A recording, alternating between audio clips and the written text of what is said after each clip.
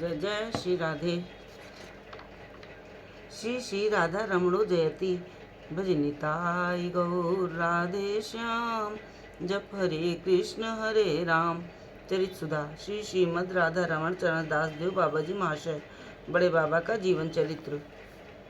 मूल बंगला संपादक प्रकाशक श्री रामदास बाबा जी। इस समय से श्रीधाम नवद्वीप पहुँचने तक का वृत्तांत बाबा जी महाशय के हस्तलिखित खाते में जैसा मिला है वो यहाँ उद्धृत है। तत्व मीमांसा। निसंग भ्रमण करते करते सोचने लगा कैसे शांति लाभ की जाए। सोचा कि विवेक और दृढ़ विश्वास द्वारा स्थायी वस्तु हृदय में धारण कर लक्ष्य की प्राप्ति हेतु आदर्श पथ का अवलंबन करने से ही जीव को चिर शांति मिल सकती है। मनुष्य को अपनी भूत भविष्यत और वर्तमान अवस्थाओं पर विचार करने पर कभी शोक, कभी दुख, कभी आनंद होता है। मैं अपने मन के भाव प्रकाशित करूं तो लोग मुझे पागल कहेंगे, पर कुछ भी क्यों न हो, ये अद्भुत रहस्य गोपन नहीं रखा जा सकता। इसलिए मैं सब समाज में पागल बनने को तैयार हूँ। सभ्य लोग अपने मनोविनोद के लिए प्रायः पागल के साथ बातचीत कर लिया करते हैं। मैंने अपने आप से प्रश्न किया, तुम कौन हो, कहाँ से आए हो, क्षण क्षण में तुम्हारे में परिवर्तन क्यों होता है? कभी तुम आनंद में मत हो जाते हो, कभी बड़े दुखी होकर हाहाकार करने लगते हो, कभी दूसरे के दुख में दुखी होते हो और कभी स्वयं दूसरे को दुख देने को तैयार होते हो। कभी भूख से व्याकुल हो जाते हो, कभी भोजन में अनिच्छा प्रकट करते हो, कभी सोते हो, कभी जागते हो, कभी रूप रस गंध स्पर्श शब्द के पीछे पागल होते हो और उन्हें न पाकर दुख से अधीर उठते हो। कभी इन सभी वस्तुओं को पाकर भी त्याग देते हो, कभी प्राप्त वस्तु का त्याग करते हो और कभी अभाव की पूर्ति के लिए व्याकुल हुए फिरते हो। कभी तुम मोह में पड़कर त्रिताप ज्वाला सहन करते हो और कभी त्रिताप में तप्त हो शांत होने की आशा में भटकते हो। अपने चरित्र को देख अपने आप विस्मित होते हो। कभी अपने आप को प्रभु मान अभिमान में मत होते हो, कभी किसी भी आज्ञा की प्रतीक्षा करते हुए अपने दासत्व का परिचय देते हो।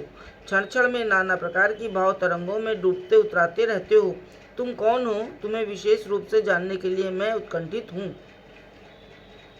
विचार करते करते मैंने एक गांव में प्रवेश किया। वहाँ एक गर्भवती स्त्री प्रसव वेदना से छटपटा रही थी। उसका दुख देखकर खड़ा हो गया। नवजात शिशु भूमिष्ठ होते ही रोने लगा। माता ने उसके मुख में स्तन दिया और वो शांत हो गया। ये देख मैंने अनुमान किया कि जीव को जब तक अपनी अभीष्ट वस्तु नहीं मिलती उसका चित्त शांत नहीं होता, और समझा कि माता पिता से जीव का जन्म होता है और उनके अनुरूप उसके आकार स्वभाव आदि होते हैं। क्रमशः इच्छा, अहंकार, संबंध, स्वभाव, ज्ञान, भक्ति, श्रद्धा, व्याकुलता, चेष्टा, चिंता, आग्रह, लालसा, उद्वेग, ईर्ष्या आदि नाना प्रकार के भावों से उसका हृदय परिपूर्ण हो जाता है। पर जिस जिस वस्तु से उसका भीतर बाहर भर जाता है वो सीमाबद्ध है, अतः व्याप्य है, और उसकी क्रिया से विदित होता है कि कोई व्यापक वस्तु इस प्रकार व्याप्त होकर वर्तमान है। इसका गूढ़ रहस्य जानने के लिए बहुत चेष्टा करने लगा। जिस किसी को आगे पाता उसी से पूछने लगता। एक दिन एक वैज्ञानिक से भेंट हुई। मेरे प्रश्न करने पर उन्होंने कहा, जगत की सभी वस्तुएं स्वभाव से उत्पन्न होती हैं, अर्थात जगत स्वभाव का ही विस्तार है। सभी वस्तुओं की उत्पत्ति और उनका लय आप ही आप होता है, उनका कोई नियंता नहीं है। ये सुनकर मेरे मन में संतोष न हुआ। तब एक मायावादी सन्यासी मिले। उन्होंने कहा, बाबा, तुम, मैं और दृश्यादृश्य संपूर्ण पदार्थ ब्रह्म से भिन्न और कुछ नहीं है। सर्व खलविदम ब्रह्म ने नास्ति किंचन। ब्रह्म निराकार, निर्गुण, चिदानंदमय, ज्ञान स्वरूप और सर्वव्यापक है। वो अपनी इच्छा से घटपटादि उपाधि ग्रहण कर जीवन प्राप्त करता है। ज्ञान उदय होने पर उसकी उपाधि नष्ट हो जाती है, उस व्यापक ब्रह्म में लीन हो जाता है। इसी को निर्वाण मुक्ति कहते हैं। जीव मात्र व्याप्त रूप से व्यापक ब्रह्म है।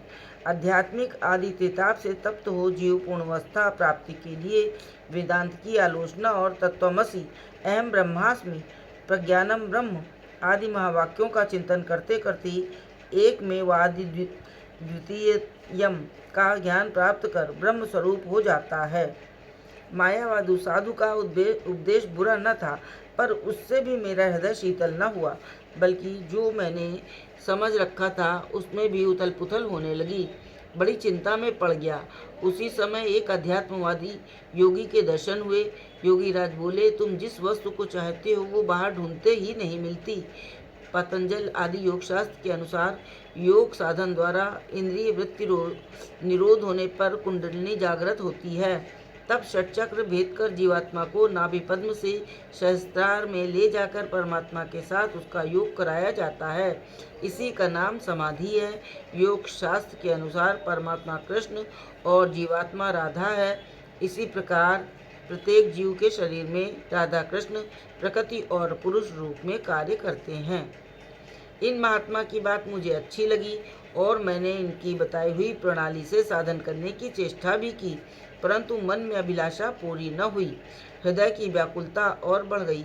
पागल की तरह इधर उधर दौड़ता हुआ सरयू किनारे पहुंचा और उत्कंठित चित्त से श्री श्री गुरुदेव के चरणों का ध्यान करने लगा और प्राण खोलकर उन्हें पुकारने लगा, हे करुणामय प्रभु, तुम अंतर्यामी हो। यदि वास्तव में मेरा भजन तत्व जानने का समय आ गया हो तो एक बार इस दास को दर्शन देकर कृतार्थ करो।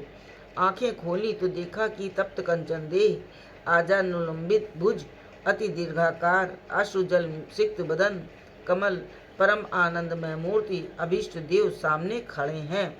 उन्हें देखते ही आनंद से अधीरो उनके चरणों में गिर पड़ा। जय श्री राधे।